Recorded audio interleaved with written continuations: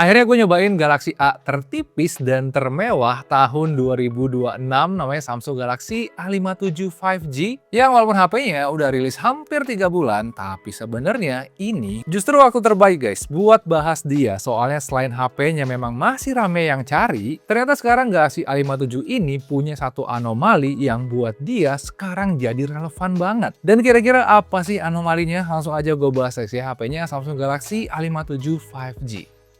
Oke, kenapa tadi gue bilang HP ini sekarang jadi relevan banget? Itu adalah karena persaingannya udah berubah total, guys. Soalnya sekarang premium mid-range atau mid-range mewah itu harganya lagi naik banget ke 8,5 sampai 9 juta karena kelangkaan RAM. Tapi dari semua mid-range yang mewah itu ada satu yang nggak naik, bahkan lebih ekstrimnya lagi, harganya masih bisa lebih terjangkau. Contohnya kayak di e-commerce sekarang tuh harganya bisa nyentuh di 5 sampai 6 jutaan dan di Samsung.com juga ada banyak promo yang bisa buat value-nya jadi lebih tinggi lagi. Kalau nggak percaya, kalian bisa cek sendiri, linknya udah gue taruh di kolom deskripsi. Tapi karena sekarang gap harganya udah sejauh itu, Galaxy A57 ini sekarang jadi opsi premium mid-range yang paling menarik di era gilanya harga smartphone sekarang. Apalagi banyak yang bilang ya, kalau secara kualitas HP ini sangat reliable dan juga lengkap. Tapi pertanyaannya balik lagi, emang dia seberapa reliable sih untuk sehari-hari? Nah, untuk cari tahu, makanya kemarin gue langsung cobain HP-nya selama seminggu, bahkan gue coba varian terendahnya guys, biar gue bisa tahu nih kira-kira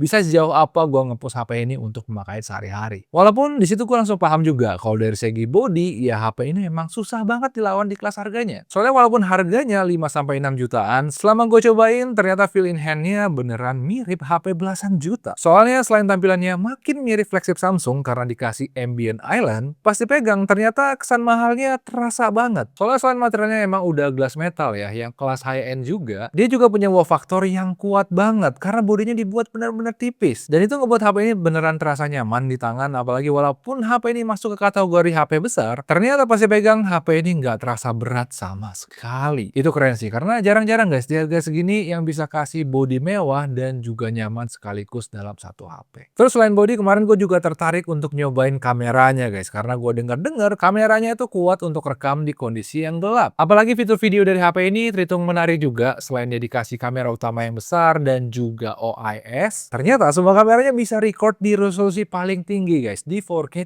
30 fps. Itu nggak bisa ditemuin di HP mid-range biasa ya guys ya, karena biasanya kamera mereka itu kalau nggak ultrawide atau selfie-nya itu pasti ada yang dibatesin. Sedangkan di Galaxy A57 ini semua kameranya bisa ngimbangin kamera utamanya guys. Bahkan mungkin karena kemampuan videonya bagus, Samsung kasih update fitur yang bisa save recording hasil video ke SSD atau flash disk biar storage HP-nya nggak cepat penuh. Dan karena gue penasaran sama kameranya, kemarin gue bawa HP ini untuk jalan-jalan sambil hunting video. Dan untuk tes videonya, kemarin gue langsung bawa HP ini jalan-jalan ke One Satrio. Kalau dari foto sih sebenarnya dia udah bagus-bagus aja ya, bahkan di kondisi indoor sekalipun dia masih bisa dapetin detail yang tinggi dan warna-warna yang bagus, termasuk untuk kamera ultrawide-nya juga. Bahkan kemarin gue sempet bawa nih guys ke daerah yang benar-benar gelap tanpa night mode sekalipun hasilnya masih kelihatan terang guys. Bahkan bisa diterangin lagi pakai night mode tentunya, walaupun gue sebenarnya lebih suka hasil mode normalnya aja. Tapi karena yang buat gue penasaran sebenarnya adalah videonya, kemarin gue langsung tes performa HDR-nya di kondisi yang benar-benar terik jam 12 siang dan backlight.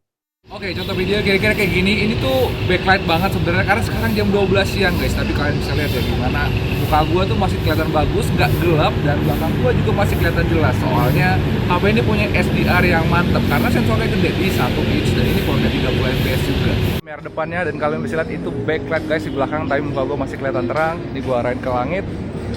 Muka gue juga masih kelihatan terang. Menurut gue sih ini oke banget ya kameranya. Ini 4K 30 fps kamera depannya dan stabil juga. Dan untuk kondisi indoornya yang cuma ngandelin lampu-lampu doang, kemarin gue langsung bawa dia guys ke Lotte Avenue karena kebetulan di sana tuh banyak spot yang menarik. Gini guys, ini lampu gua itu cuma dikit sedangkan di belakangnya terang banget. Jadi emang lebih backlight di belakang. Kalian bisa lihat gimana hasilnya ya. Tadi sih udah gue lihat di ultrawide-nya aja itu terasa terang di sini. Apalagi di kamera yang ini 1x-nya di 4K 30 fps. Kalau kalian kira-kira gimana?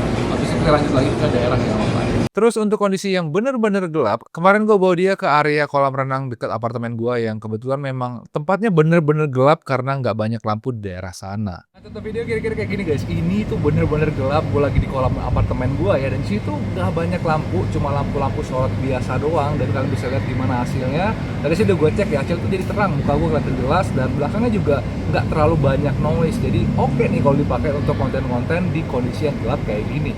Oh ya, untuk fitur lainnya dia juga sekarang udah bisa blur free zoom. Jadi dia bisa ngezoom dari 1x ke 0,5x dengan animasi yang lebih smooth. Terus shutter lag-nya juga lebih singkat ya. Jadi kita bisa jepret dengan cepat tapi tetap dapetin kualitas yang maksimal. Overall sih hasil foto dan videonya di segala kondisi menurut gua ini udah bisa diandalkan dan enak juga nih kalau dipakai untuk buat konten. Kalau menurut kalian sendiri kira-kira gimana?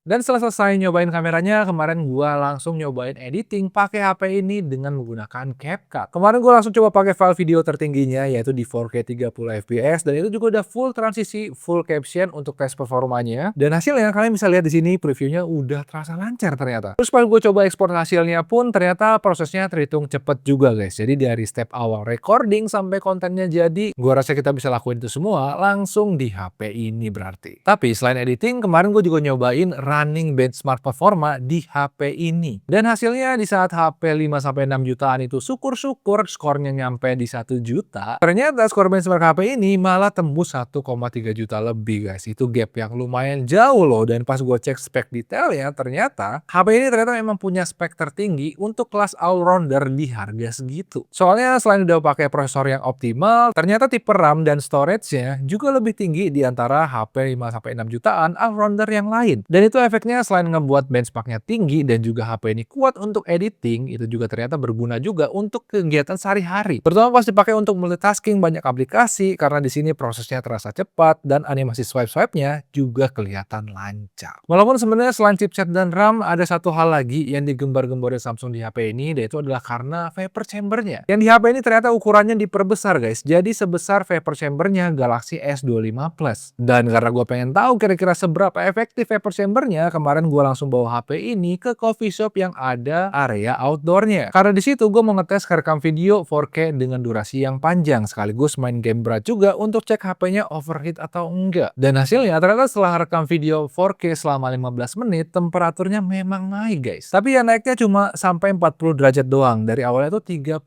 derajat. Jadi temperatur bodinya masih terhitung aman nih, nggak tiba-tiba berhenti atau overheat pas record video panjang. Terus untuk main gamenya kemarin gue cobain juga main game 30 menit secara intens dan ternyata di sini ada satu spot yang memang terasa panas, yaitu di bagian spot kanan atas back covernya doang. Tapi selebihnya di area yang lain temperaturnya terhitung adem guys, nggak buat performanya turun atau tangan kita jadi terasa panas pas main game lama-lama. Jujur gue nggak tahu itu 100% efek dari vapor chambernya atau bukan, tapi setidaknya HP-nya tuh nggak panas guys dan tetap nyaman walaupun dipakai untuk kegiatan normal dan juga berat. Tapi walaupun dua sektor tadi udah terhitung bagus, sebenarnya orang beli HP Samsung itu bukan semata-mata karena kamera dan performanya, tapi lebih karena One UI-nya. Terutama di HP Samsung Galaxy A57 ini, karena pas keluar dari box, HP ini langsung pakai One UI terbaru, yaitu One UI 8.5. Sebenarnya gue udah sempat bahas alasan kenapa banyak orang yang ngincer UI 1 ini di reviewnya Samsung Galaxy A37. Alasannya sebenarnya ada banyak, soalnya selain animasinya tuh kelihatan smooth, UI-nya kelihatan cakep dan enak untuk dikustomisasi, ternyata UI yang satu ini juga efisiensi baterainya juara guys, dan keamanannya juga sangat diperhatikan. Apalagi buat orang-orang yang rencananya pakai HP-nya selama bertahun-tahun ya, software itu bakal terasa fresh dan juga aman. Soalnya One UI ini update-nya paling rutin dan paling panjang guys, bisa sampai 6 tahun ternyata. Paling bedanya kalau dibandingkan dengan Galaxy A37 kemarin, di Galaxy A57 ini udah punya fitur Base Face, yang mana itu adalah fitur AI yang bisa gantiin ekspresi muka kita saat ekspresi muka kita tuh lagi jelek. Tapi dengan satu catatan ya, fotonya itu harus dalam motion photo, biar nanti fiturnya punya data untuk cari ekspresi kita yang benar-benar oke. Di sini juga ada fitur AI suggestion. Kalau misalkan kalian ngerasa foto kalian tuh kurang pas, kalian bisa cobain aja fitur ini, siapa tahu dia bisa kasih suggestion yang cocok dari rekomendasi editan yang dia kasih. Oh ya, kemarin gue juga sempat iseng nyobain Bixby lagi guys, dan ternyata gue baru tahu kalau Bixby bisa diaktifin dengan voice command. Jadi kita bisa tetap pakai Google Gemini di power buttonnya, nggak harus ngorbanin salah satu. Dan karena ini buatan Samsung sendiri fungsinya tuh lebih canggih kalau dibandingkan dengan Google Assistant di HP Android lain. Kayak contohnya nih ya, kita tuh bisa pakai dia untuk matiin alarm dari posisi layar yang lagi terkunci. Terus kita juga bisa suruh dia buka dua aplikasi sekaligus di multi windows. Bahkan kita juga bisa suruh dia langsung record video dan set brightness dan lain-lain. Menurut gue ini fitur yang sangat membantu, tapi sayangnya dia belum bisa dipakai dengan bahasa Indonesia. Jadi aktifin ya harus pakai bahasa Inggris atau bahasa lain yang memang dia udah support. Tapi selain itu yang gue suka juga sekarang HP ini dapat layar yang lebih canggih guys, yaitu Super AMOLED Plus. Ini gue suka karena selain ngebuat tampilannya lebih cakep karena bezelnya jauh lebih tipis, ternyata panel ini juga pemakaian baterainya terhitung irit guys. Jadi walaupun kapasitas baterainya standar aja di 5000 mAh, pas gue cobain tes pakai seharian ternyata baterainya masih sisa cukup banyak. Jadi HP-nya nggak gampang lowbat nih untuk kegiatan normal dan nyaman juga kalau dipakai intens untuk streaming, sosmedan, atau chatting dan kegiatan sehari-hari lainnya. Terus untuk kualitas layarnya sendiri bisa dibilang ini salah satu yang paling tinggi juga untuk kelas harganya, soalnya selain warnanya vibrant, di sini kecerahannya juga bisa diturunin sampai bener-bener hitam guys. Dan seperti yang gue bilang tadi, ini kan HP yang berukuran besar ya, jadi untuk sosmedan, nonton, atau untuk WhatsAppan sekalipun, experience-nya terasa lebih maksimal karena view-nya lebih lebar dan layarnya juga enak untuk dilihat. Terus pas gue cek fiturnya, ternyata di sini juga terhitung lengkap. Kayak contohnya dari ketahanan airnya sekarang udah di-upgrade mirip dengan Galaxy S dari IP67 ke IP68 yang lebih tahan kalau kecebur air atau kehujanan, bahkan bisa langsung dipakai nih tanpa perlu keringkan HP-nya dulu kecuali kalian mau ngecas HP-nya. Terus buat yang sering keluar negeri, dia juga udah support dengan eSIM. Tipe kaca pelindungnya juga udah kelas flagship dan dia juga udah punya haptic feedback yang enak banget di kelasnya. Jadi untuk fitur bisa dibilang Galaxy A57 ini terhitung lengkap nih untuk kelas mid-range. Nah kesimpulannya sih overall bisa gue bilang sih ini harusnya HP pertama yang wajib kalian coba kalau kalian nyari HP mid-range sehari-hari yang mau dijadiin HP utama. Soalnya sejauh ini kayaknya cuma dia doang HP mid-range paket lengkap yang reliable sekaligus mewah tapi tetap punya harga yang sangat masuk akal. Terutama di era harga smartphone yang sekarang tuh memang lagi tinggi-tingginya dan kayaknya agak susah sih nyari HP yang kualitasnya setinggi ini tapi harganya itu masih masuk akal.